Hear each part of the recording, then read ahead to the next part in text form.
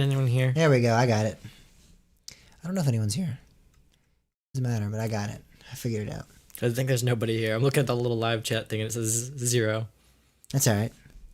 That makes us a little bit less distracting, and also I'm not as worried about the live stream then. Yeah. I try to be Bob. I feel like Bob monitors the live stream pretty well. Yeah, but people listen for Bob. Nope, there's 2 people in here now. I guess people do listen for Bob. Well, welcome. Thank you for tuning in. And good night. That's the end of the show this week. Me and Timmy had a great time talking with you all.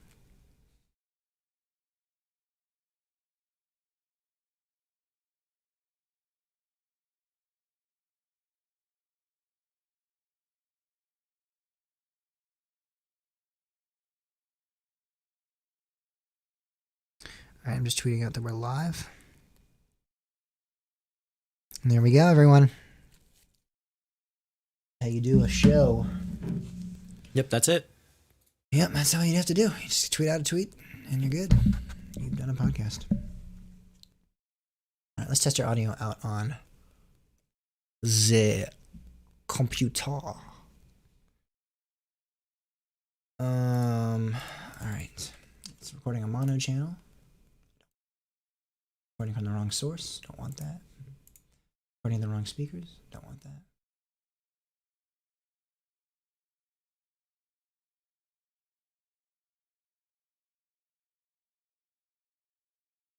Hey. Nope, not working. You guys can they hear us on the stream? That's a good question. I could turn the volume up on my lap. Yeah, they are. They can hear us. Say something, Jimmy. Hello?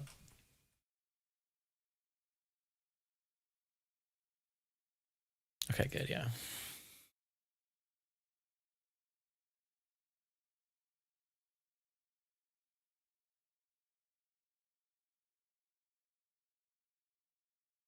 I hear Jerusalem bells ringing. Roman cavalry choirs. Oh my goodness. Can't get the song out of my head.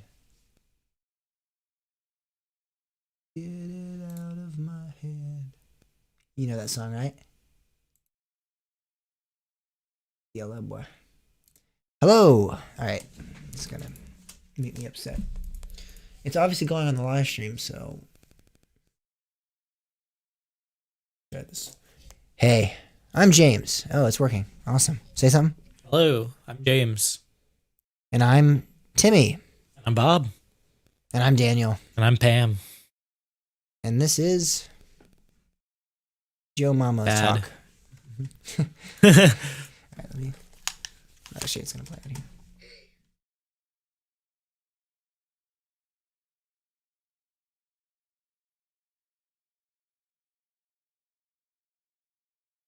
here. And we're the Beatles. Alright, so that does it. Thank you guys for listening so much tonight, guys. Great episode. Really, truly. Let me get the links open. Same.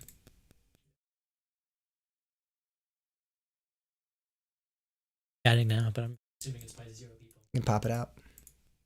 Nope, not on my iPad. Pop it out when you. I can just watch the stream. I can watch the live stream, but I can't see the chat. Actually, I could, but that.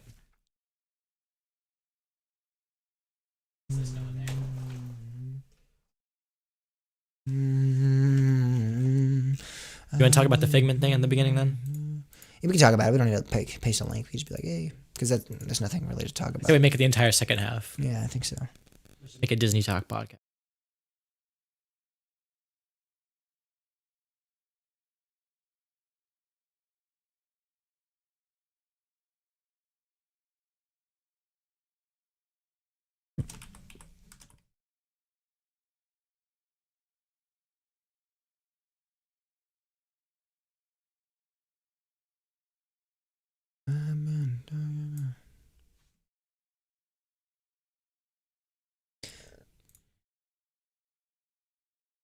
The Italian restaurant behind Pony Express, is it literally going behind Pony Express? That's what it said on Reddit.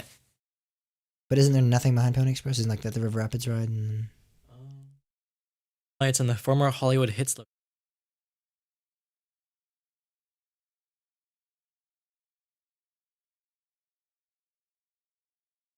Mm-hmm.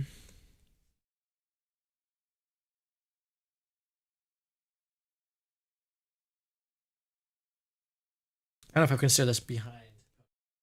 No, I don't. And also, this is literally a pizza place.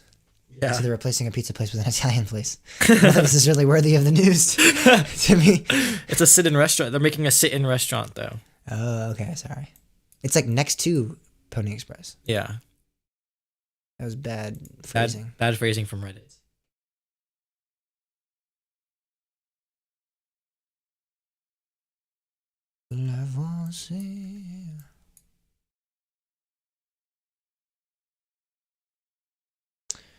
All right. You ready? Yep. Okay.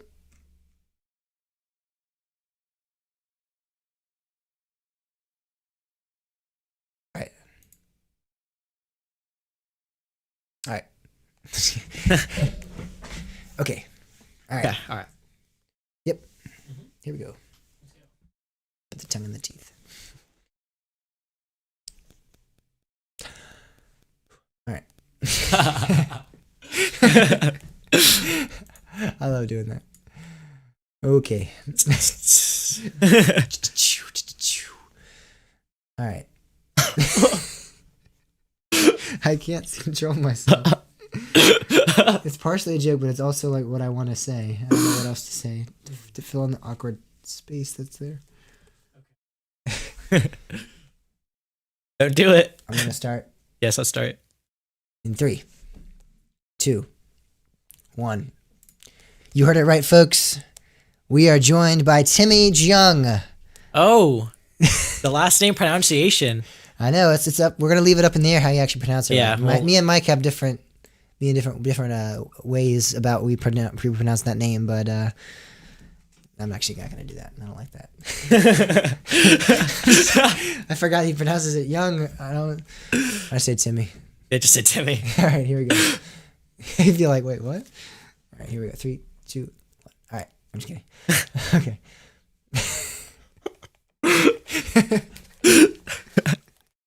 That was totally a joke.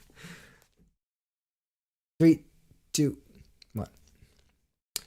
Welcome back, everybody, to another week of Coaster Talk Podcast. You heard that right.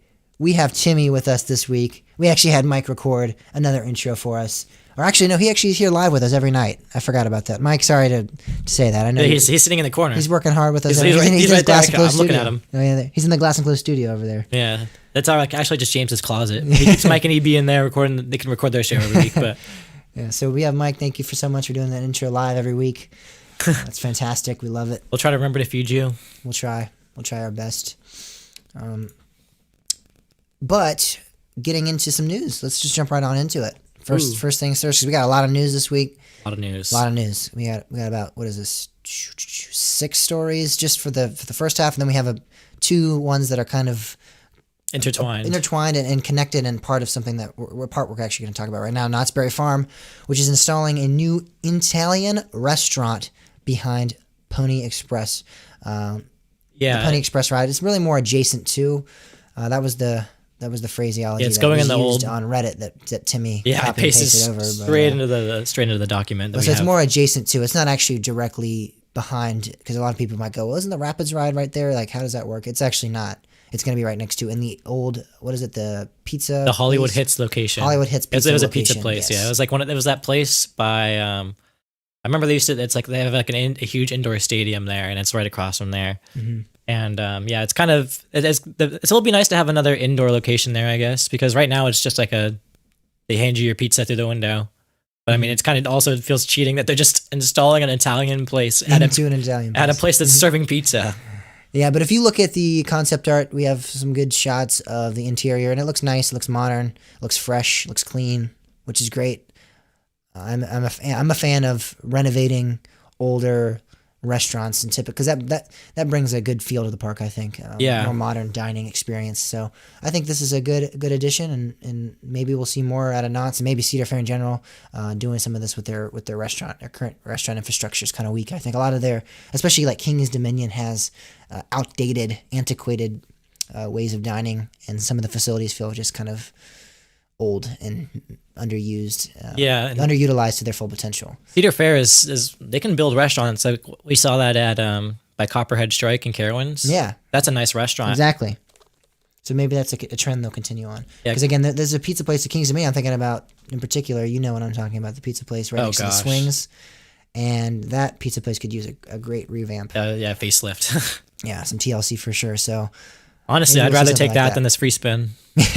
Honestly, that would be in addition to the improving of the interior and the actual infrastructure of the building, get a better pizza recipe as well, because that pizza's terrible. They used to be good. I don't know what they did. Like 3 years, 4 years ago, they changed their pizza recipe, and it's really shown. That when they changed the Mac Bowl recipe too? Yeah, that was when they changed the Mac Bowl. Before it got actually built, they changed it.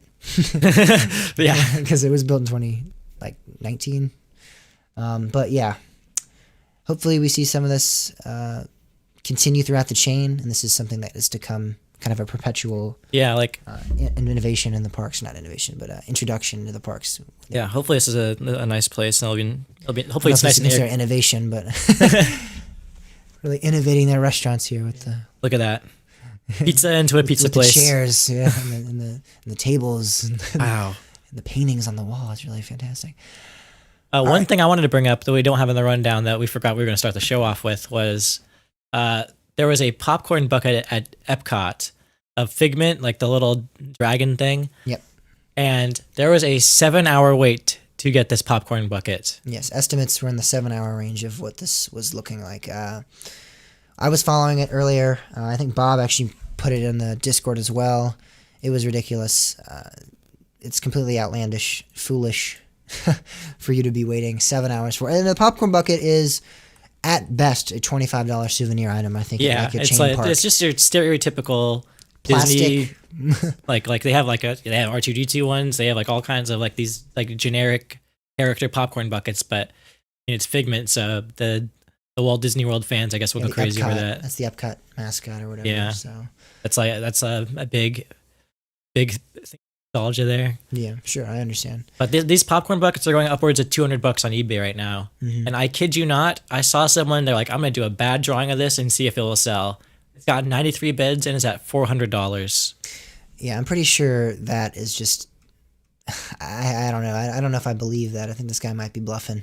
Somehow like. He's like bidding on himself or something. Paying himself off, yeah. There's no way that this paint, it's an awful drawing. Honestly, it's for the meme, I'm sure. We'll link it in the show notes. Yeah, but are you seriously gonna buy? No one's gonna for the meme buy $400, $30 worth of buy this painting off worth of $430. I mean, unless you're rolling in the dough, I guess maybe. Unless you're like, that's like a salary for some people. Maybe it's Bob Paycheck or whatever. Oh yeah, maybe it is. Maybe he's like, yeah, I'll buy it. I ruined Disney anyway. I'll just take this awful photo too. It kind of fits with his theme. He'd probably hang it up somewhere hanging up in the park. Yeah. Yeah, look.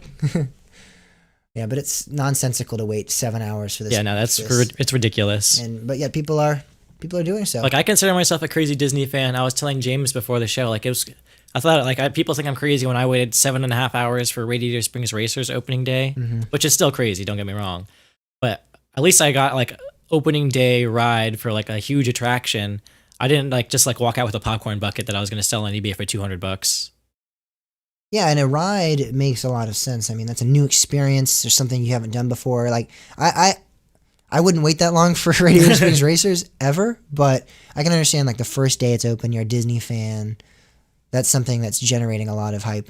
I just can't relate that to a popcorn bucket whatsoever. There's nothing in that popcorn bucket that speaks brand new, awesome, just different experience that's worth a 7-hour wait. And there are probably people that came from out of state and were spending thousands of dollars to go to Disney World this weekend and waited 7 hours for some popcorn. That's crazy to me that you've wasted that much time and money and invested that into a popcorn bucket. Although I will say there is I think it might be it was only a couple bucks, but they did have a Figment spork as well. If you want. There we go.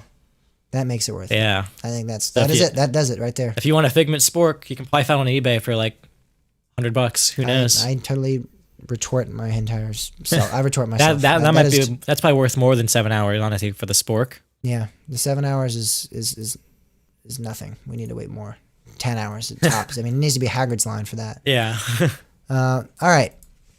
So into a little bit more sad, solemn, poignant news. A little bit. A fellow park president has left the company at Six Flags Over Texas. So, and I'm gonna also link this with the next story we have, because that's why I said the fellow park president, because 2 park presidents actually left. One left more abruptly and sadly with a passing of Ron McKenzie at Six Flags A Great America.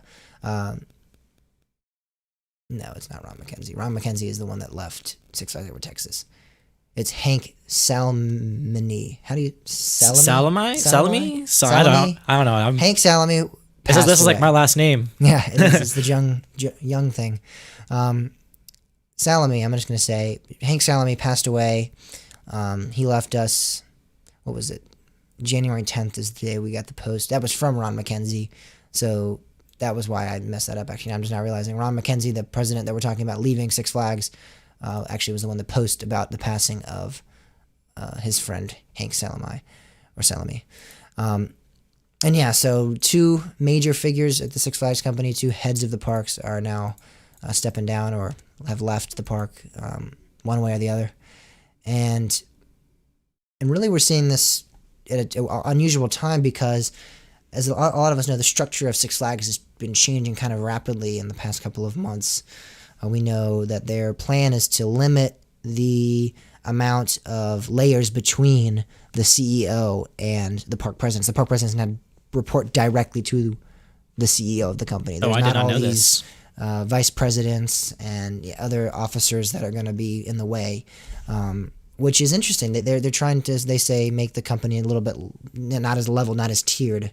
So it's a little bit easier to communicate, a little bit easier to run your park, manage your park. So now the park presidents are, they have a lot more responsibility. So I don't know if that's part of the reason they left or if this was a Six Flags, or part of the reason Ron McKenzie left in particular, because obviously, again, Hank Salami passed away. It wasn't a choice. But I don't know if that was something that they had with Ron McKenzie planned, or if it was something that he just decided at this time, and it just kind of coincided with this structural change of the parks. But yes, it is interesting to see what the park presidents are going to become from this, because they are really now almost independently run, in a chain way, because now the park president is the true top dog. He's not answering to a whole lot of other people. It's almost exclusively their park. Yeah, I didn't know this. That's kind of, hopefully this makes it so they're all not like, when you walk into a Six Flags park, it just doesn't feel like a Six Flags park, Like there's like kind of like the generic Six Flags park feel. And I'm hoping like maybe this will make everything feel a little bit more. I don't know if we'll see too radical change in that respect, but I'm hoping that the parks will involve themselves in activities that are true to that park in particular. Like I know a few of them are actually announced that they're not going to do a Winterfest or a Holiday in the Park event, like this coming season, because it doesn't work for their park. Like they don't. It's almost like the policies of the corporate mindset aren't going to be directly implemented because it's a corporate policy. It's going to be accepted if, oh hey, Six Flags Great America, we think corporate has a great idea, we're going to go with it. It's not so much we're answering to corporate anymore. It's almost like, again, like I said, almost an independent entity, somewhat kind of sprung off from the company. So we'll see if maybe things like that, decisions like that, reduce the Six Flags, as you said, like brand feel. But we'll see. Yeah, I'm interested to see how Six Flags plays out. It's going to be interesting. Their stock is down, I know, but that doesn't really mean much at this time, especially with COVID coming back up. That could just be generated generally from the hesitancy to travel at the time. So at this time, we'll see though. Yeah. Sad story next. Really the saddest, I think. Yeah, this is very sad. Well, I'm not gonna say that. That's a little disrespectful. But one of the saddest stories from this week's news is that Shrek 4D is no more. And not only that, that would be cool if they were planning on introducing something very unique and different to the area. But it looks like, I mean, it's pretty clear cut. This is going to be a Minions style ride. We don't know Dark Ride, if it's going to be a theater show, if they're just rebranding the theater, or if they're going to actually construct a new type of ride within the current structure. We don't really know what's going on. I would imagine they're going to keep the soundstage look and that, and just put some Minions overlay on it. But who knows? We don't know yet. I don't know. My hope, it's not a realistic hope, but it's that, you know how like the Shrek goes right over by the Minions ride, that maybe they're like, we just got to keep Minions theming going on here while we do construction. Maybe they're trying to play in with the area, sure. But I mean, the thing is, it's not just Minions. It's the Despicable Me ride, so I would think they would try to incorporate more like Gru as well, and the girls, and all those great characters as well, not just the Minions. It seems like they're specifically mentioning the Minions because they're planning on introducing these characters to their own type of ride. I don't know. It's kind of it's a shame that the Shrek ride had to close for this if this is what's going to happen. Yeah, I know. And I'm really glad we got on it. I am as well. I'm really, really glad we did. We're fortunate that we decided that. Yeah, it was like a spontaneous decision. Like, hey, Shrek's like, we've never done it. Wait, yeah, we've just never do done it. And I was really happy. I thought it was a good ride. I thought so too. Or show, whatever you want to call it. Experience. Yeah. I thought it was a lot of fun. And again, I hope that they treat it well. They don't just throw the Minions in there, but they might. No, I really hope it's not just a Minion overlay. That would be so sad. I'm thinking that might be what we see, which is unfortunate. It's economical to do that. You don't have to change anything except a few signs and a few animatronics, and then you just put a new screen in there, because the actual room itself that we sat in wasn't branded at all to the Shrek film. Really, it was more just like a theater.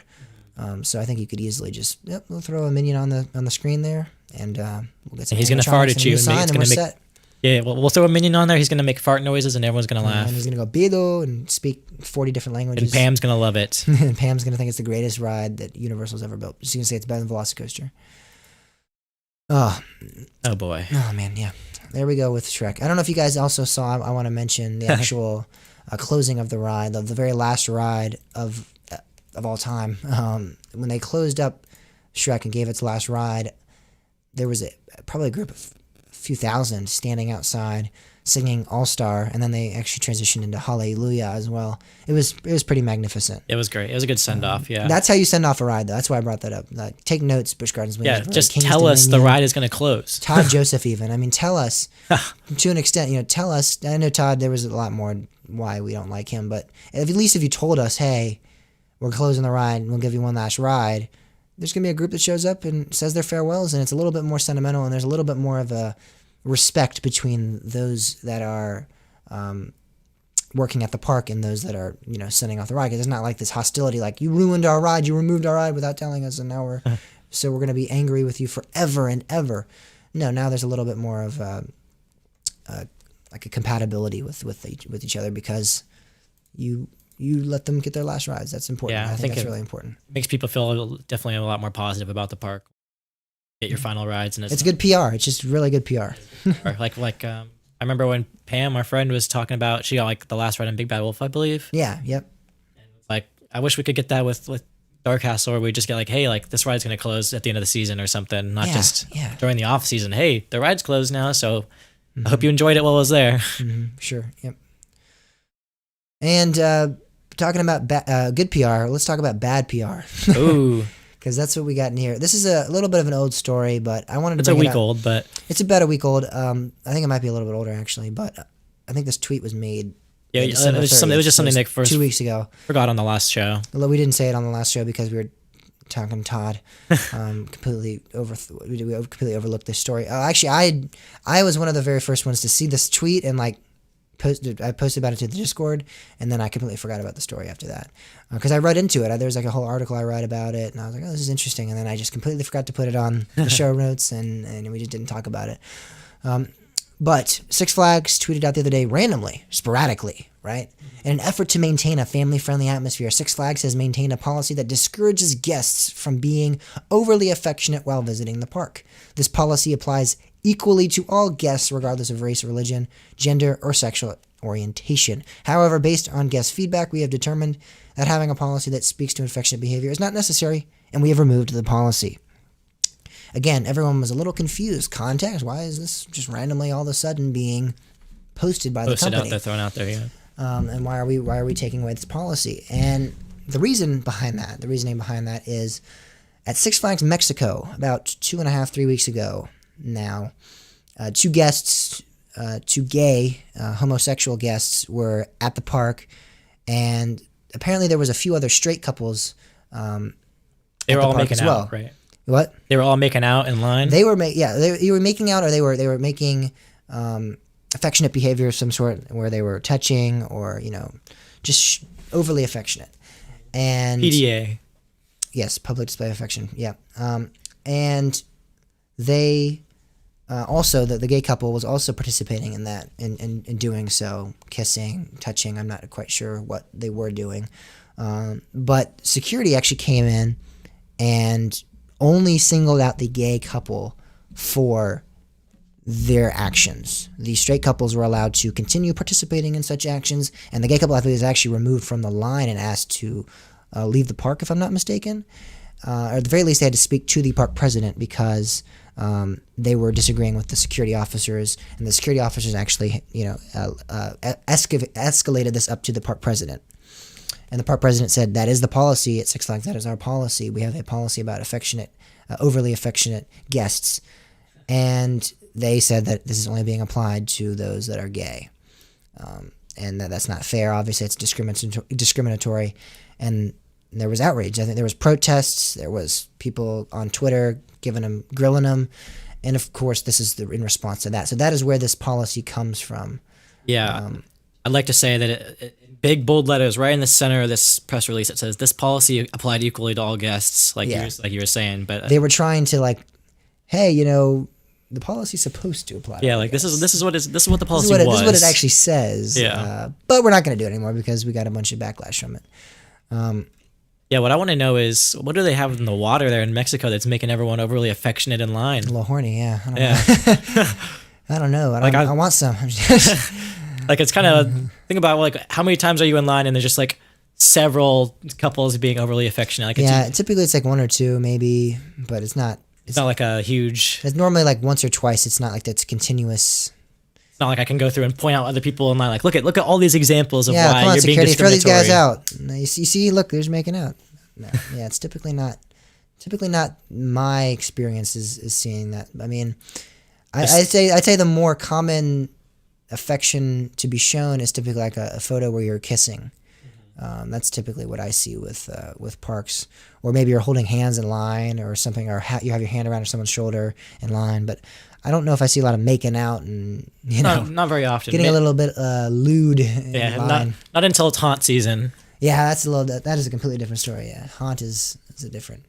What I want to know is where Six Flags said overly affectionate, right? What's their definition of overly affectionate? Do they have a guidebook? What constitutes where's the line drawn? Mm-hmm. That's what I want to know. Mm-hmm. Are we going to be able to? I mean, kiss. That's, I assume, fine. What is? I mean, to what extent though? Tongue kissing cool. Are we allowed to French kiss or kiss? Or is this only pecks? Only pecks. What's the duration of the kisses? Yeah. Are you allowed to be feeling each other up? I mean, I don't know if I want to be going to Six Flags and have some guy feeling up his girl in line. I mean, right. Well, what are we going to see from this? And yeah, I'm interested to see. I don't think this is going to really change how people act in the park, but it'd be kind of funny if all of a sudden everyone's just it's just a huge freaking everyone's making out and getting way too affectionate in the park because Six Flags removed this policy. All right, I gotta say, Mike in the live chat just had a great comment. He said, "PDA all day. I'm grabbing all asses." That might be the greatest comment I've ever gotten on the live stream before. Oh man, I had to share that. That's great. Yeah, I mean, yeah, it's a fair point. Is that going to be okay? Is that going to be accepted at Six Flags now? Who knows? No. I don't think that was really enforced before. I don't think so either. I think it was just something they had. So the thing is, they had a policy there for, I guess, if it really got uncomfortable for some guests, but it wasn't enforced because despite me not seeing it a lot, I have seen it before, and I've never heard of anyone, getting in trouble or having some sort of consequence for showing too much affection while in line for a ride, or even throughout the parking Yes. lot, in the parking lot, or throughout the pathways of the park. It's definitely just a policy where if someone's uncomfortable or if like a security guard sees that it's like getting too much, they can just be like, hey, we have a policy, like that's not allowed. Like it's just something they can point at. But imagine having to be that security guard. Like there's like a couple like making out in line or whatever, like feeling each other up. And you have to like walk up to them like, excuse me, you have to stop that. Yeah, That'd be so imagine. awkward. I can't imagine, and especially because I know a lot of security guards at parks are young. Not a lot of old. I mean, there are some, of course, experienced veterans in the security industry at parks, but a lot of them are younger. They're trying to have a job. This is a new summer job kind of thing, new opportunity for them. To maybe they're getting in law enforcement or whatever, and this is like experience for them. I've seen a lot of that at the parks I've been to, and yeah, I can't imagine having to go up to like a 60-year-old guy or a 50-year-old guy making out with his wife and be like, sir, can you please not make out with your wife? And you're like 15. I mean, first off, is he going to respect your authority? Second off, I mean, he's going to be like, you're a dweeb. Get out of here. I'm making love to my wife in line for this ride. Yeah, so I don't know how they're going to try to contain this type of behavior otherwise now that there's no policy. I don't know if it's just going to be free-for-all. Yeah, free-for-all. Pretty much, or if it's... I don't know if there's any limitations to what they're allowing in line still, but I would imagine kissing, holding hands, arms around the shoulder. That's all fine. That's all going to be okay at this time, yeah. Lastly, last news story, and this is a little bit of an old one as well, but it's one that I wanted to talk about on the show because it's such a big deal. And me and Bob talked about this before. We've talked about this possibly happening before. The Beast at Kings Island is getting a huge retrack, and we've talked about it before because this is good. This is what rides are supposed to be. Like, they're supposed to get retracking. That's just routine maintenance. And people always act like, holy shit, this is getting retracked? Oh my God, that means the whole ride. Like, I don't with the prefabrication method of gravity groove new track, we might get a little bit of a different ride experience from Beast, sure. And I know they're talking about changing the degrees of the actual drop, and changing some of the incline, like the Rose Bowl, that's going to change a bit possibly, but it's not going to be a different beast. It's going to be a very similar beast. Most people probably won't notice any type of change other than the smoothness in terms of enthusiast versus hopefully. GP. So I don't think there's this need for there's been some outcry, I think, with some people in regards to this article that's been released, The Beast of a Project, with on the Kings Island website, where they're talking about the new pre-cut, prefabricated track that GCI is bringing to the park. And I don't think it's going to be, I mean, we just saw a racer at Kings Island Got a retrack. get a retract last year. I've heard it's been really good. Yeah, I've heard that as well, yes. And it got about 600 feet, I believe, or so done. And that's supposed to be butter smooth. So I think it's going to be about the same with regards to Beast. I don't think we're going to see a major ride differentiation at all. I think it's going to be pretty much the same ride that we see now, just a little bit smoother, a little bit change in terms of and with relation to the degrees of the drop and the banking of some of the turns. But this is going to be pretty much the Beast that we know and love. Yeah, you can see like they're doing some extensive retracking because in like one of these photos, it's like I believe it's the final helix. Yeah, it's the Rose Bowl. Yep. And it's just literally just missing track. It's crazy. There's missing nothing track there. and structure. Yeah. Totally. Yeah. Yeah. Right before it goes into that tunnel that it comes out of and goes back into it once again for a second time in the Rose Bowl. It's Yeah, I can't wait to ride this and count it as a new credit. I mean, a steeper drop, new track. I mean, look at it. It looks like it'll be a whole new ride. Why not? But I agree. That's how some of the logic in this community goes. But no, I mean, this ride looks great. This ride looks great. This retracting looks great. The ride is awesome. It's already awesome. And I'm excited. I think this is going to improve. I think this is going to improve a lot of those people that say, oh, the ride isn't good during the day, but it's great at night. Those people's opinions will change because now it's going to be smooth. It's going to be fast as always. But I think a lot of that roughness, a lot of that, also the banking, the degrees of the banking are being exaggerated. So you might get a little bit better forces. And even more reasons why it's a new credit. Yeah. So you might get those people's opinions swayed a bit because the ride experience, I think, is going to be improved overall a little bit. So that's exciting. Yeah. I always like the Beast during the day. It's fine. But it's a whole new beast at night. It is a whole new beast at night. I agree, but there are some people that literally say it is like a mine train during the day, and I don't think that's fair. I don't think that's true. Yeah. But it's a good ride. I'm excited to see what night rides are like on this. If it runs a little bit smoother, maybe it'll be faster now, which maybe feel a little bit more out of control. It'll be good. It'll be fun to see. Yeah, this is definitely a very, very exciting development out of King Island. I'm glad to see. Hopefully, Cedar Fair has a good relationship with Gravity Group after the racer introduction of the prefab, and we see that was implemented. I would love to see that with Grizzly at King's Dominion. Even some people are talking about the fact that they didn't like the retracking that much this year. So maybe people come in, Gravity Group comes in, their people come in, and they do a bit of a retracking on Grizzly, and we improve that ride experience too, so people aren't complaining about it all the time. Because I'm tired of people complaining about Grizzly. I love it, but you know what really surprised me was the Grizzly at Kaga, California's Great America. Oh yeah, you guys lied. All of you lied. I was like, oh god, I'm bracing myself for the worst ride I've ever ridden. And it was so much fun. It was smooth. It was. I really fun. liked that ride. We rode it actually twice in a row because it was so much fun. Yeah, it was a good fun. But again, I'm tired of people complaining about Grizzly. Grizzly at King's Dominion. Yeah, I'm really tired of that too. I'm tired of this Grizzly slander. It needs to stop. So let's get a little bit of retracking done and get people moving on from their slander, because it's getting ridiculous. And that about caps off our first half. When we get back to the second half, we're going to go back to Knott's, which we talked about earlier with the Italian restaurant. But we're going to be talking about a little bit more of a impactful decision that they're arriving at, it seems. That's all coming up in the second half of the show. 30 minutes. Okay, I was wondering. It'll probably be about an hour. How many poll responses did you end up? I didn't check.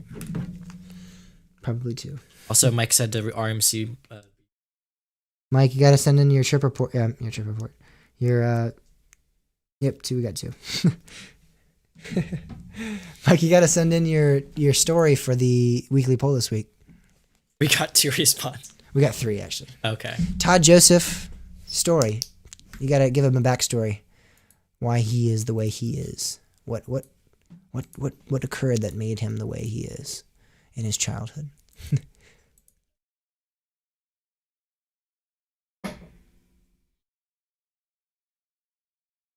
Jump it up.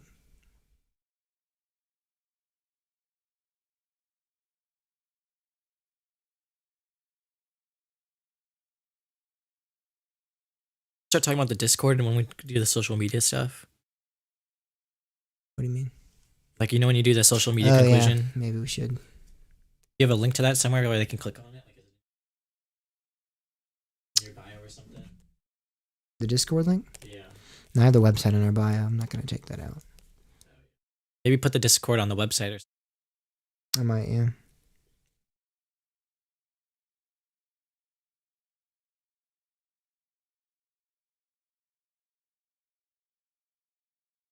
I need to learn to speak slower. That's my issue with these podcasts, is I talk too fast. I think, in my personal opinion. That's why we get through things fastly, I think. Yeah, because you don't have Bob's. And also fact checking everything you say. Yeah. Well, actually, James, you're wrong. And I'm like, oh, I'm right. And then he's like, no, you're wrong. And then one of us is right.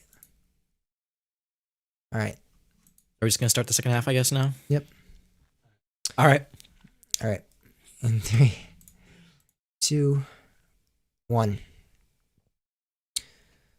So this is a bit, I want to say neutral in terms of the news stories we have this week, because it could spell out doom, but I also think there's an opportunity for just general improvements for something here. Knott's Berry Farm, to contextualize what I'm talking about, has announced that on they actually moved it. It was they said 10th, January 11th, but then they were like, all right, well, I think what happened was they don't have all the parts or something, and they're like, we're just going to let it run until we have everything to refurbish it.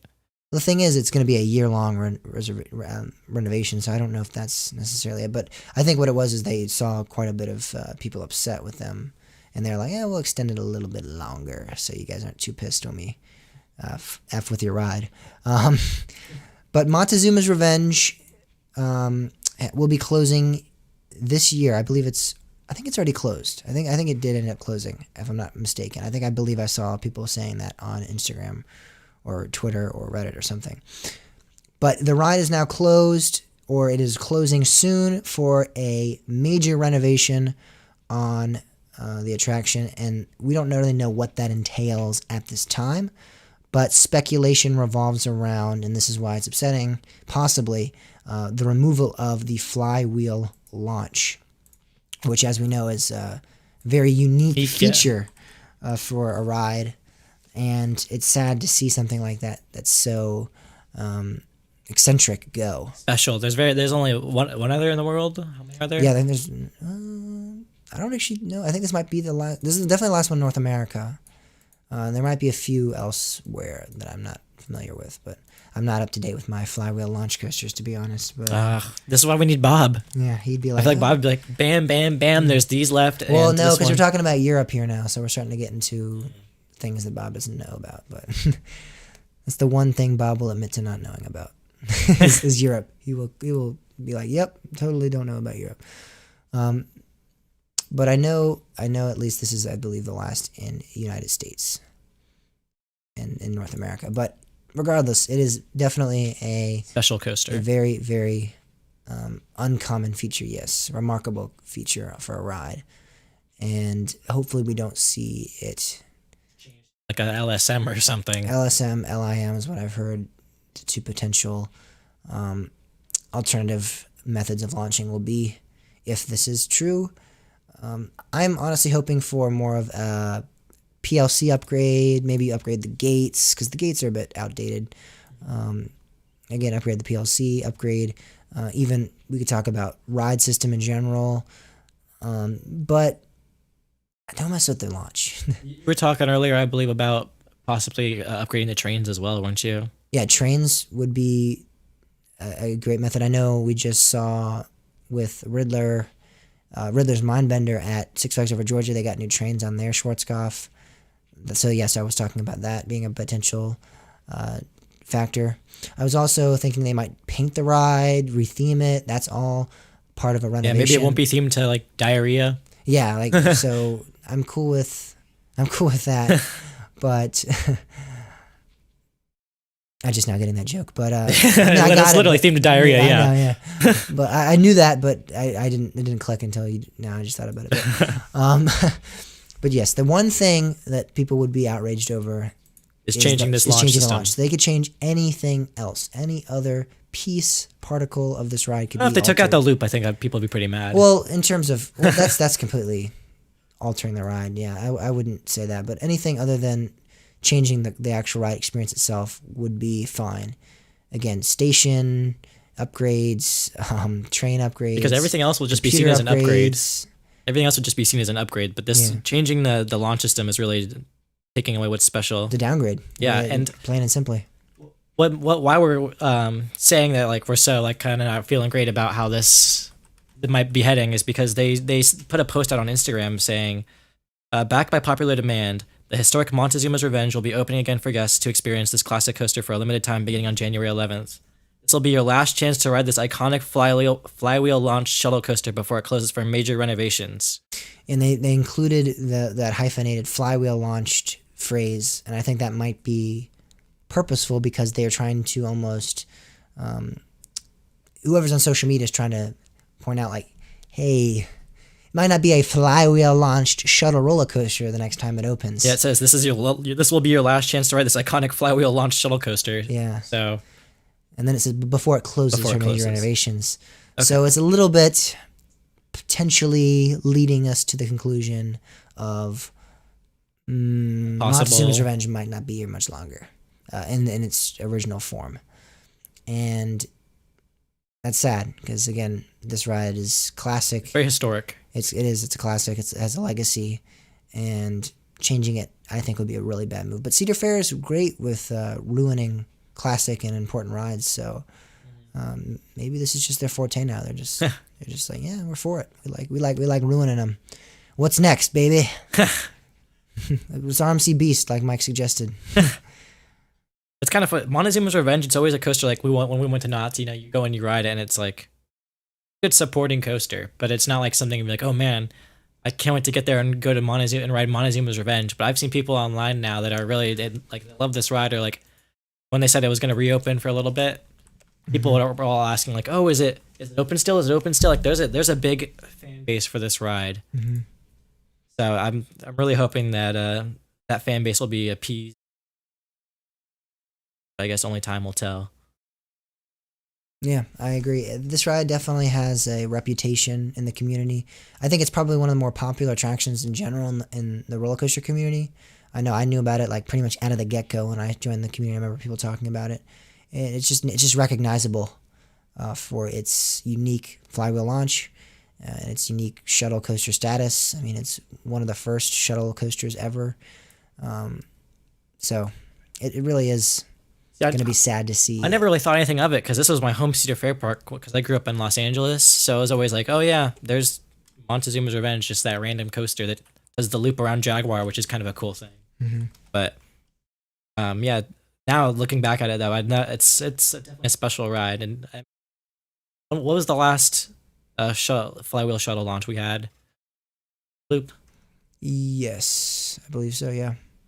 I know Bob is a big fan of. Mm-hmm. Hopefully, we get to keep this here. And yeah, I agree. This ride was a lot of fun when we rode it. I remember I called Bob in line when we went. Yeah. Because he's always talked about Laser Loop and the fact that he wants to get to Montezuma's Revenge as an attraction because of that flywheel launch. He wants to feel that sensation that he hasn't felt since the 80s when he rode that Laser Loop at Kennywood. And hopefully that's still an option next year when this thing reopens. So we got a weekly poll for this week, and that was related to the Todd Joseph fiasco of 2021. That whole or 2022, excuse me, the early 2022. That's how that'll be remembered. like the insurrection of January 6th, it'll be the fire of January 4th or whatever. Yeah. It was ridiculous, and we wanted to give our evil character Todd Joseph an evil backstory. I like this. We thought that would be a fun poll, and we didn't get a lot, but we got the ones we did get. We got quality, I think, and this one's really good, and the other one we got is pretty fun as well. So I'm gonna read a response we got from Thomas Van Horn. He responded with quite a bit, like a paragraph. So I'm gonna have a bit of a read here. So here we go. The year is 2000, and Todd Joseph is a normal coaster enthusiast. He has a sizable credit count of 198, and he decides he wants to hit 200 on the Little Dipper at Conneaut Lake Park. He gets in his car, drives up to the park, arrives, and makes his way to the ticket booth to buy unlimited wristbands and make his way to the Blue Streak. He rides it. He hates it. He thinks it's too rough and looks like it's going to fall apart. It's fine, he thought to himself as he made his way towards the coaster he drove all the way for, the Little Dipper. Anticipation builds as he makes his way towards the coaster, and his heart starts to beat fast. This is, he thought to himself. He walked onto the ride platform, and right before he could get on the ride, the operator snapped at him, telling him he's too old for this attraction. This enraged Todd Joseph, and from this point on, he vowed that he would destroy Conneaut Lake Park. 22 years later, Todd Joseph laughs as he throws a matchstick on the Blue Streak battered structure. He finally has gotten his revenge. He has destroyed Conneaut Lake Park. That's great. That's really good. That's a fun one. Yeah, I like that. Our other ones weren't as detailed and weren't as long, lengthy in response, but we did get one that said he worked for Dr. Zistel, the founder of Cedar Point, and plans to destroy the amusement industry one park at a time. And someone said he spilled a glass of water when he was 13. Oh no. I know, that was the worst one. I think that might be the most evil backstory I've ever heard, to be honest. Yeah, so we didn't get too many responses, but we got a good one. That first one was amazing. That was great. One of the greatest, yeah. I think that was a full story. He even gave him a full character. He was a coaster enthusiast. I like to imagine that he still isn't at 200. He's just since he couldn't get on Little Dipper. Yep, and that's it. That just did it for him. That was the nail in the coffin. That sealed Conneaut Lake's grave. Fate. Yeah. All right, so I do have one last thing to play for us all. We have a audio clip from from the Tumblebug. We actually got a response from the Tumblebug from Conneaut Lake Park. We've been getting audio clips. Like the ride? Yeah, the Conneaut Lake Tumblebug's been leaving us messages. I don't know, you haven't been here in a while. I think the last show, I think I heard you guys talking about the Tumblebug leaving a message, or the ghost of the Tumblebug. but I didn't get to hear it. He has not stopped. We are still getting messages from him weekly, and we'll continue to play them until he decides to leave us. So he did leave a bit of a message on the email. He said, "Hey, it's me again. I also want to say I love your." Oh. He loves our new intro and outro. That's great. That's good. I'm glad the Tumblebug is appeased because I know you've It's been, a great. you've been through It's a a lot. great intro. Wait, I haven't. There's a new outro. There is a new outro as well. Yes. Oh, I'm behind. It's not really anything special. It's just the music, so it's not anything Okay. fantastic. But appreciate it. And he said he managed to get Blue Streak and a very other special guest on this file as this week, so we should enjoy. So here we go. That was a little bit of the prelude, the introduction. Here is the Blue Streak and the Tumblebug and a special guest giving us a voice message.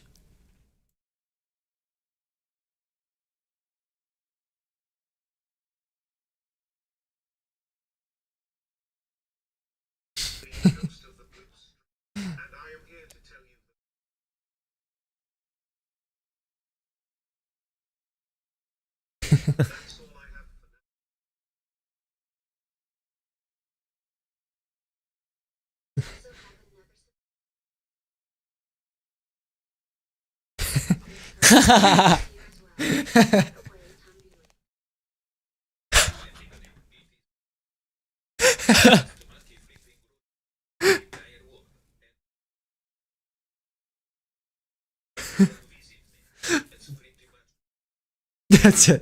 Oh my God, that was Oh man. that was good. Oh, it was an Italian guy.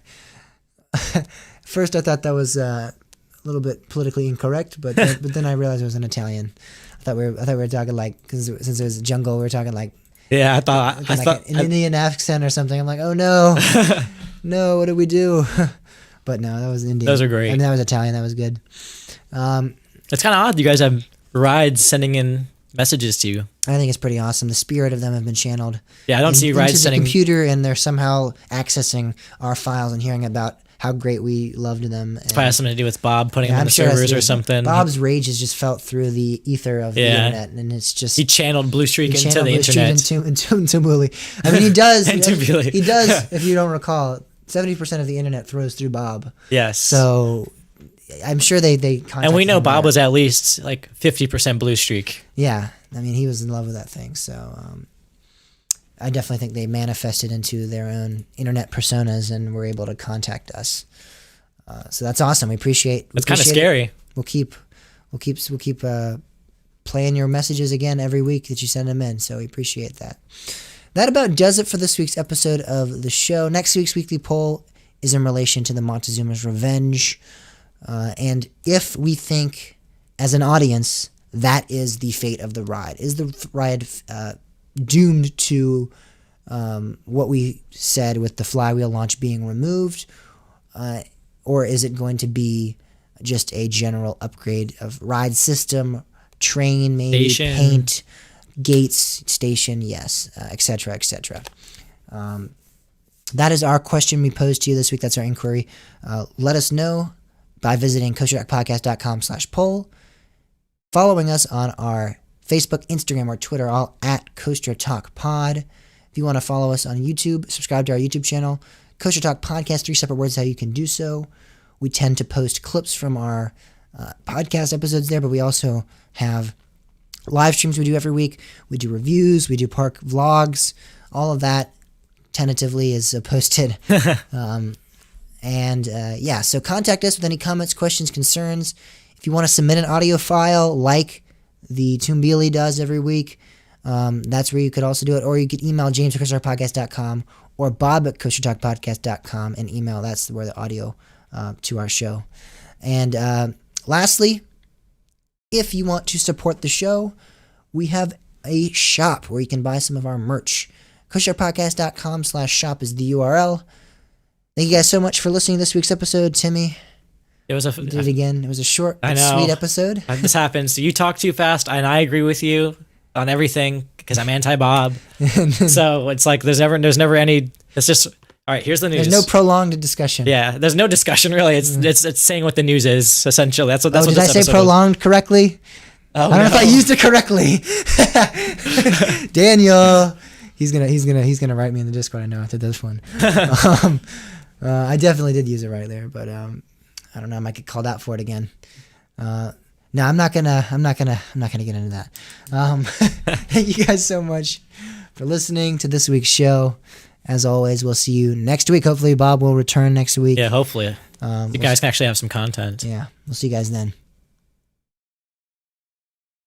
It's 45 minutes. Oh, that's a short episode. Yeah. That second half was so short. It's 15 minutes. that was the second third. Or I guess the third.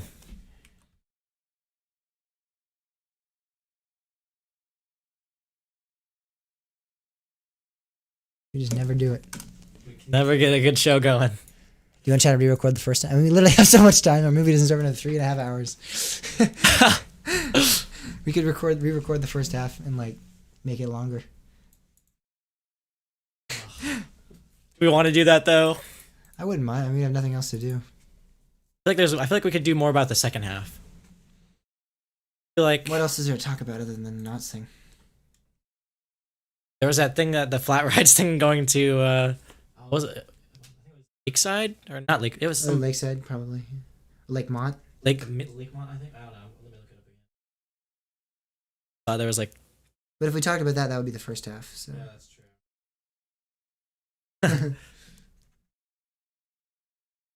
45 minutes. That's a really short episode. It is. That's like Coaster Radio length. That is, yeah. They always record really short shows. The Summer Bugs on our live stream. What about midnight? See, when me and Timmy get on, we never on till midnight. We also started a lot earlier.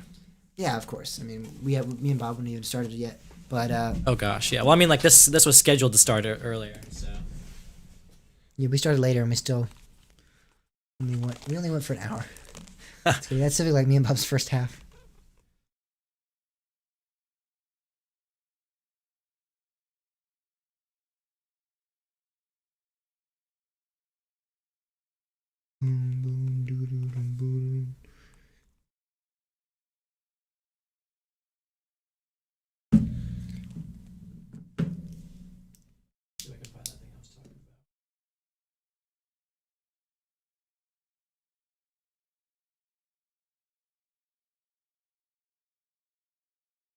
How did you forget that? I don't know. I knew it was a lake or a smaller park. I said lake. What did I say? Lakeside, Lakemont. Yeah, Lakeside. Lakemont. It was Lake Lakemont. something. I said Lakemont. I knew it was Lake something.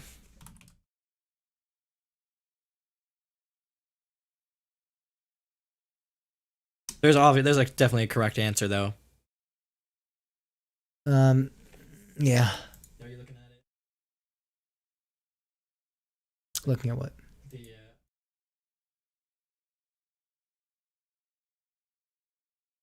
No. There's three. Right. It's like one of them's like that weird thing. It's like the plane that like flips like over and over again. You know what I'm Or the Zaire. Yeah. The other one. What? No, the I mean next one. Zamperla, sorry. Zamperla, yeah, it was like. Oh, it's a really interesting looking flower. Okay, this is. Oh yeah. But the last one is one of the. Can you post the link or something? Because I don't see it. Yeah, I'll just. You don't send it to me. Just put it on the document. Okay.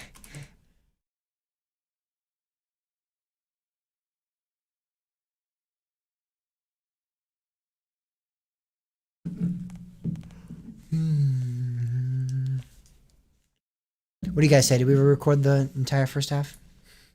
Because we have 4 people watching now. I feel like we get there's more. I feel like the second half was so short that.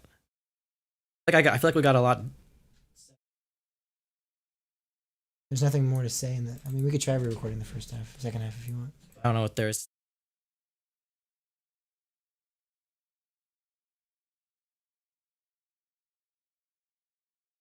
I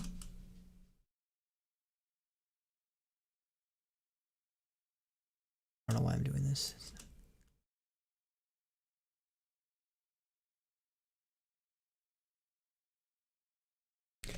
See, Coaster Mania doesn't even need to be a member of a group anymore. Yep. Oh, and they got the Next Generation Enterprise. That's what that last image is.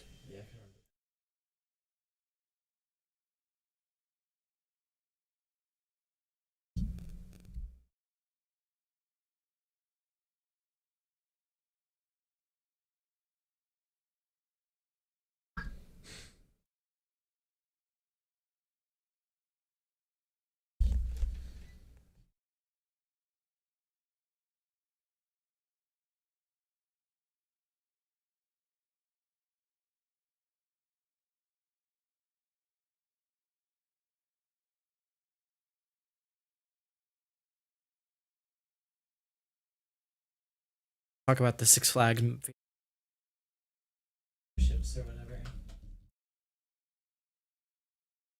We could bring that up.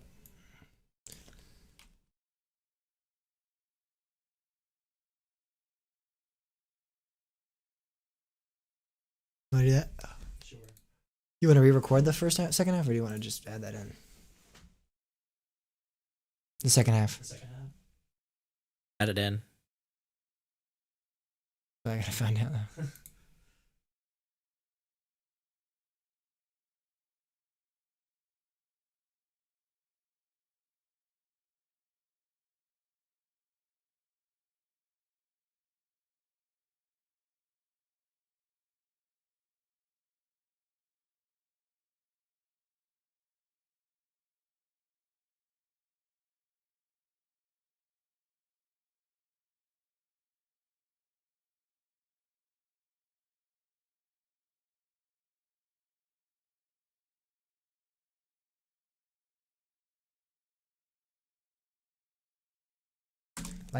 Like, comment, and subscribe.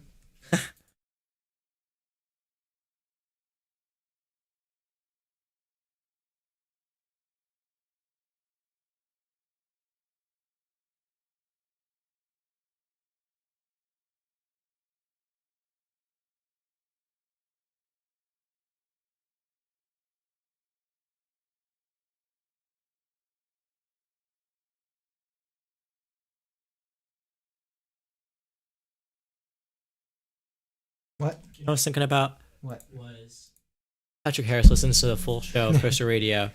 He knows my name, or he's heard my name. That's kind of weird, isn't it? Heard my name as well. I was on that list for a little bit.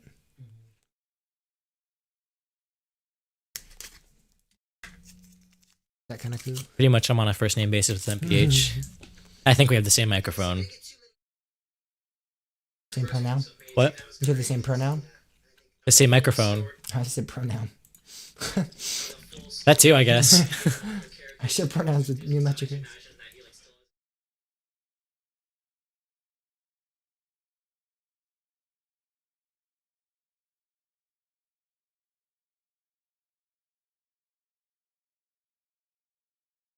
Funland puts a video up on their story of a crane game and a bunch of Among Us characters, and they just said red looks a little sus from Funland.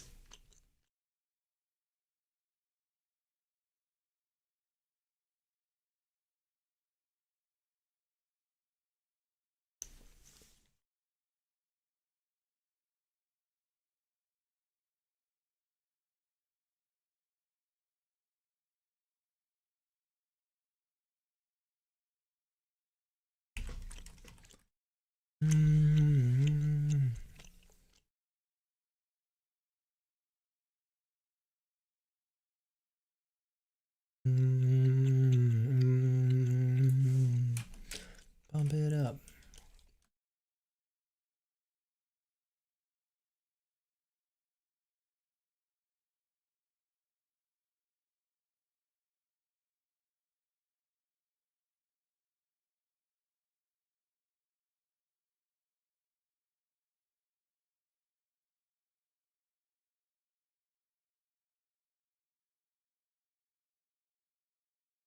Oh, here's some big news.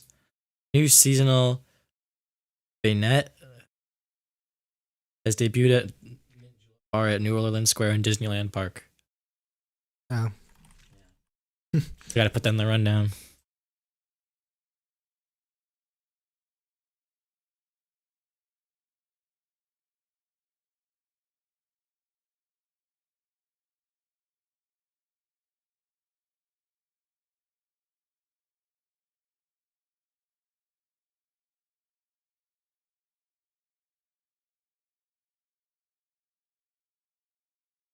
Did you record the whole show? All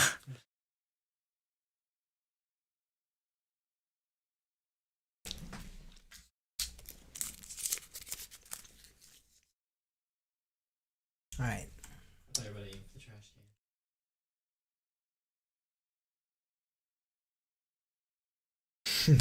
I made the shot just so you guys know 'cause I'm awesome like that. So let's continue. So we're talking about the Six Flags moving away from the membership. Yeah, might as well.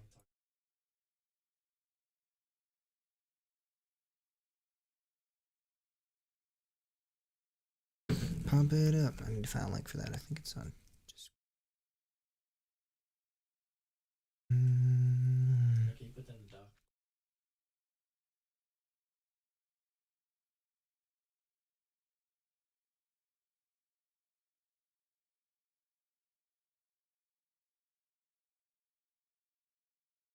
How much?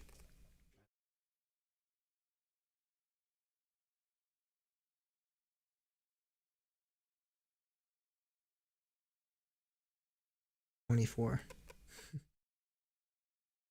Probable to me.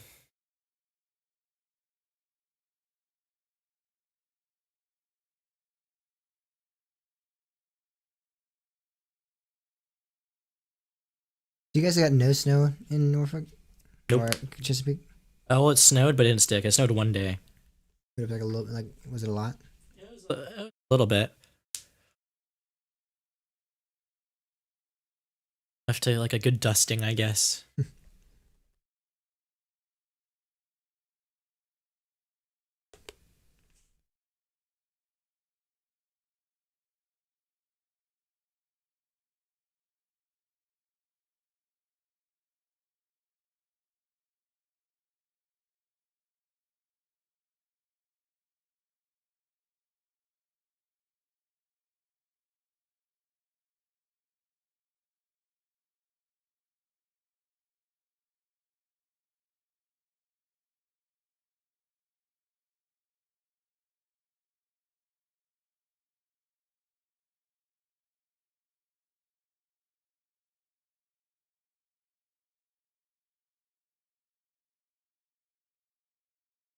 $13 for a beer at Islands of Adventure. Mm-hmm. That's crazy. Beer's expensive in most places.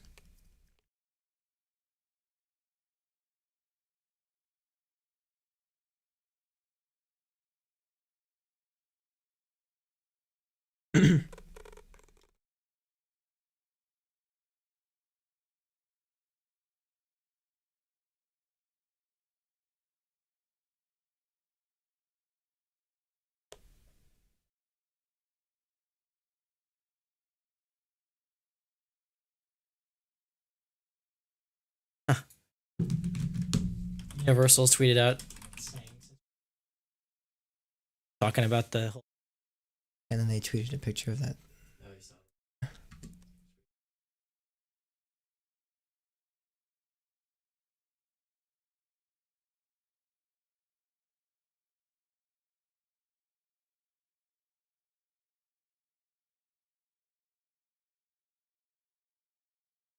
No. From Tony Clark.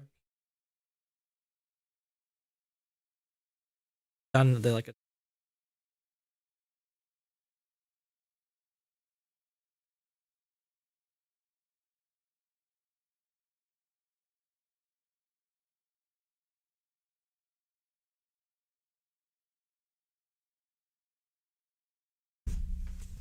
And then someone tweeted out a picture from SpongeBob saying, "Am I really going to defile this grape for money?" I am. I'm reading this stuff about it.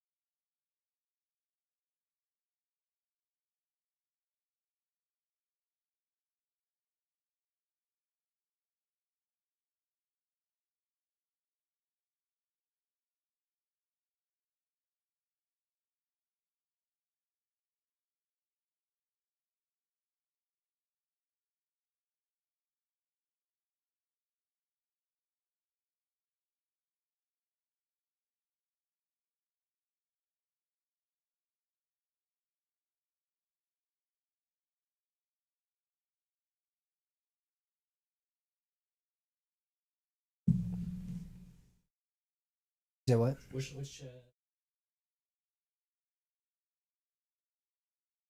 What article? It was in the Discord. The Magnum Force.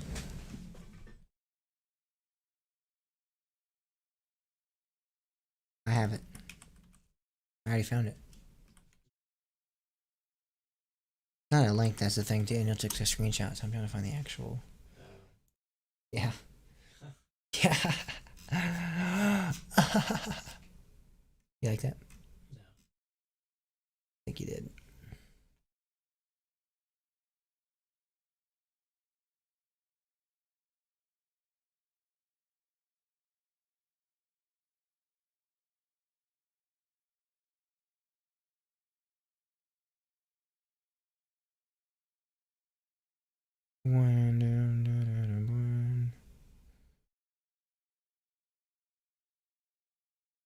Pump it up if you don't really need it. I got that song in my head, guys.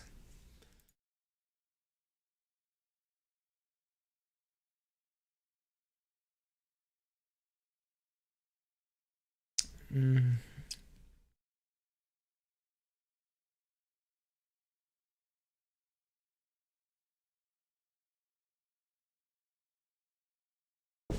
you want to send us a longer audio file, then we could use that one and play that one. That'll be fine. But we wouldn't have two audio files from the same person because that would seem kind of oddly suspicious. Like you would include everything you want to say in one audio file typically.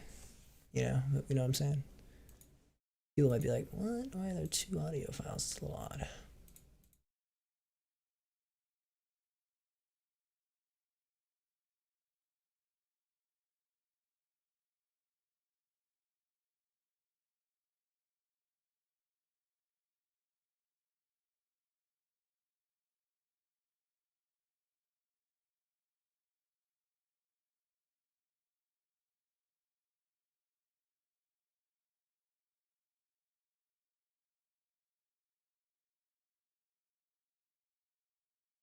Earned a top fan badge of one of King's page followers on Facebook.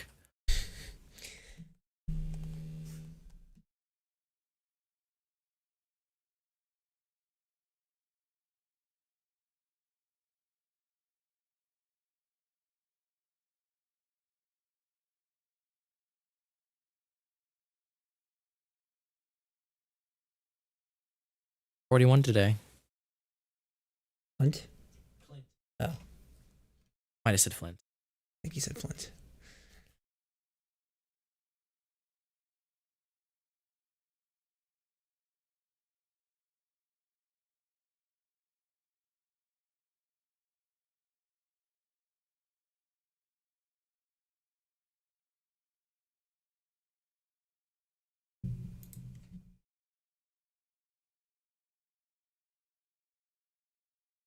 Okay, you ready? Yes.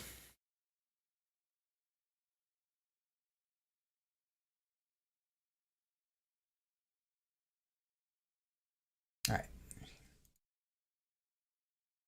3, 2, 1. We do have something to mention here that we wanted to readdress because we've talked about it a few times on the show. In regards to Six Flags, again, with a lot of corporate structural changes, it also needs to be said that their pass system has changed. As we all know, they moved to a membership system about 3 or 4 years ago. Heavily pushing it. Very, very heavily pushing it. That was their pass system. That's what they wanted everyone to use. Get a membership, get a membership, get a membership. And they've actually now moved completely away from that. So they've done a 360 and they've gone back to a pass system, like just a regular pass system. They're tiered still in the same format as the memberships, but you're only paying a 12-month period, or you're paying in full if you so choose. There's no more of those memberships where it's like a subscription almost to a streaming service or something. It's now going to be either you pay for 12 months in installations, or you're paying it full through for whatever the price may be. Very interesting. It's like, it's weird how they did a 180 like that. Like, what? I wonder what decision or what statistic got. They were like, oh man, we need to switch directions.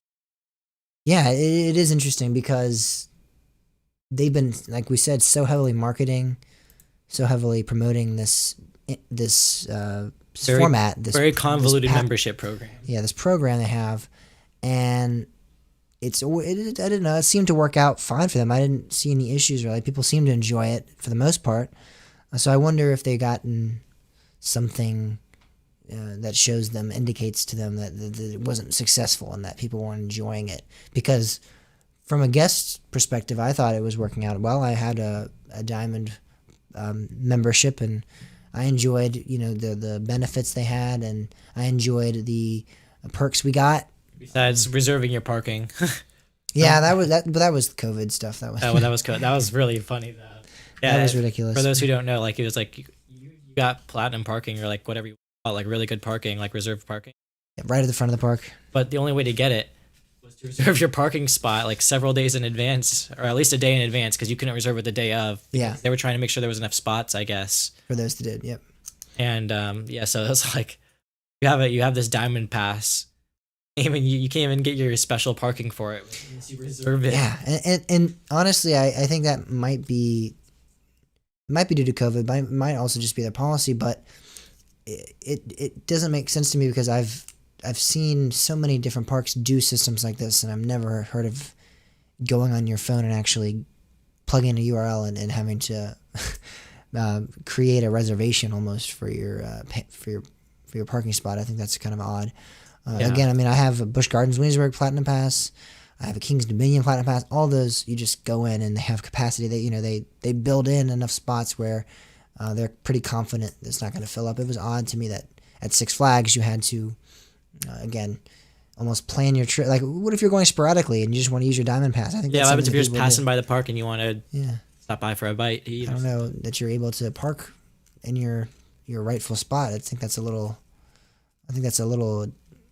not designed well. I think it's a bit of a design flaw in their respect to their pass system. So I don't know if that's being ushered out with this, but we'll see. I don't know if this structural change in the pass will change much of that. Actually, now I'm seeing it does not. Diamond priority preferred parking. You may make an advance reservation required. So it's such a weird thing. Yeah, it is. It's really odd. Fuck. That was really loud. Sound like I farted. So let me see if it's audible.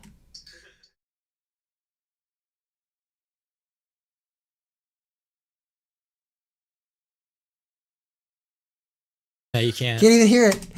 Oh my god. All right, it's okay.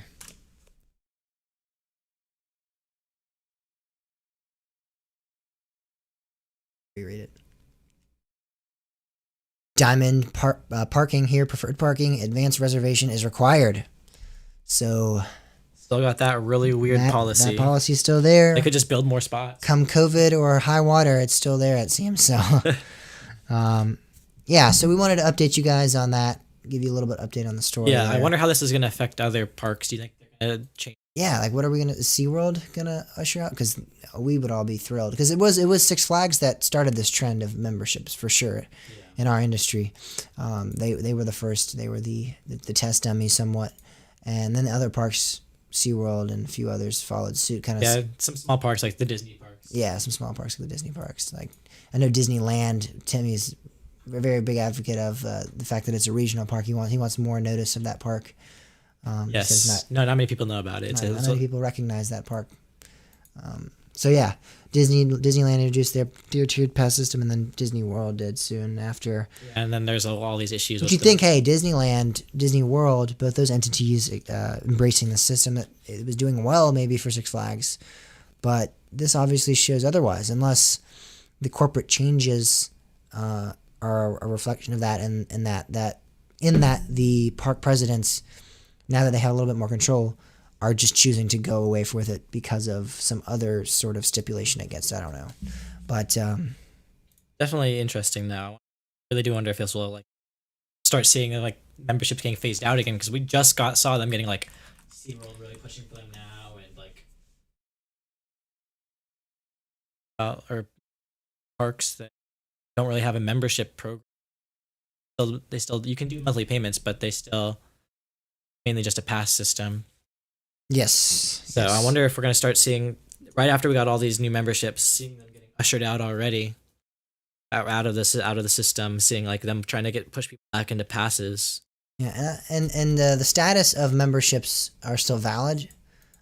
You'll be considered a legacy member, is what they're calling it.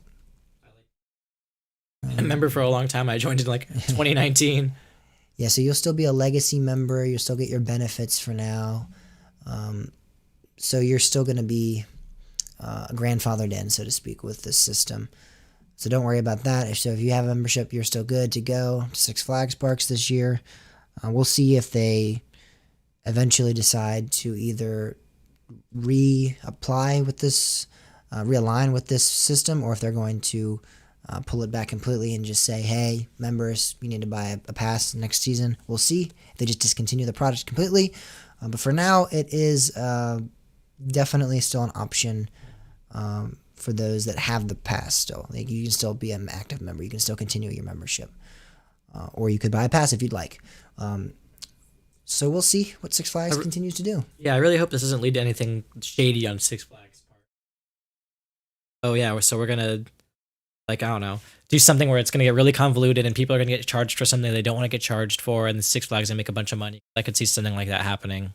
Yeah, maybe they could potentially say, hey, we're buying these passes. You're buying these passes, and then switch them over to memberships without telling everybody. Like, hey, now your pass is a membership.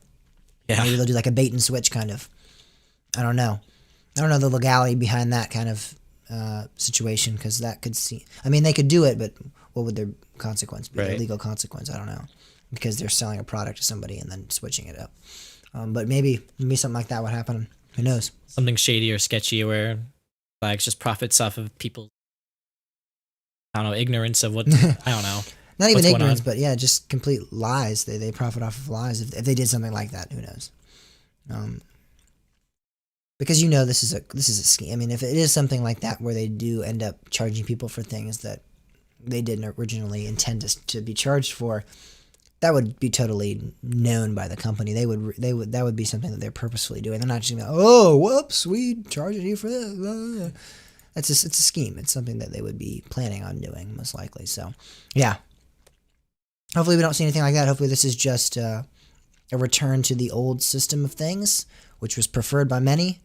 I don't know too many people that are going to be really upset or crushed by the membership program going away, like the pass systems at a lot of the parks that was kind of saddening for a lot of people to see go away. And having to purchase the memberships was kind of a struggle with some people. So we'll see if Six Flags sticks with this. I really hope they do. I like the passes better. I didn't mind the memberships, but I like the passes better. I agree with that. And we'll see how 2022 goes, because that's how long these passes that they're implementing this year will be good through. It's a season pass like we used to have. So, all right, thank you guys so much for listening. No, what am I talking about? I forgot this is the. All right, thank you guys so much. Just out of nowhere. No, I'm gonna edit that in to make it sound like. How much longer did that add to the show? Like 10 minutes? Yeah.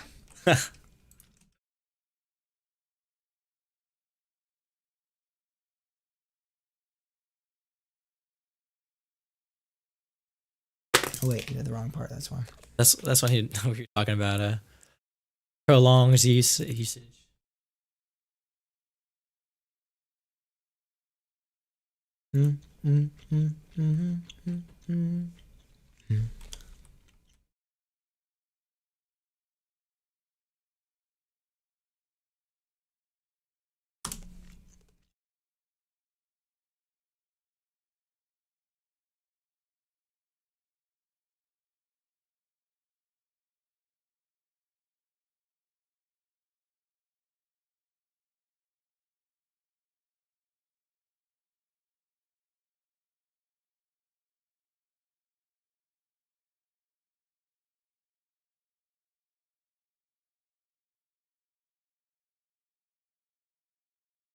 Oh my gosh, I keep doing it.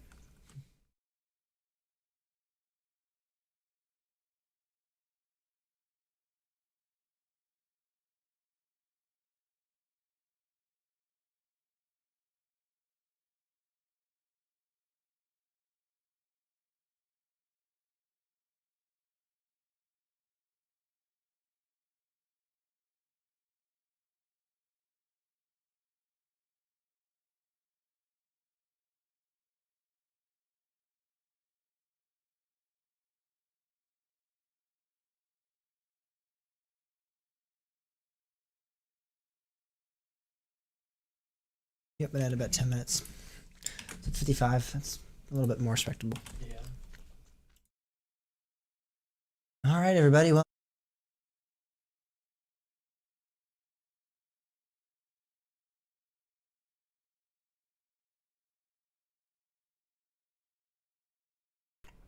All right. Well, I'm gonna close it out because I'm not gonna reopen that Mixer software to just so they can hear Timmy. So Timmy, say farewell. Just wave. We're gonna head out. Thank you guys so much for listening, and we will see you guys next week on next week's stream. Bye.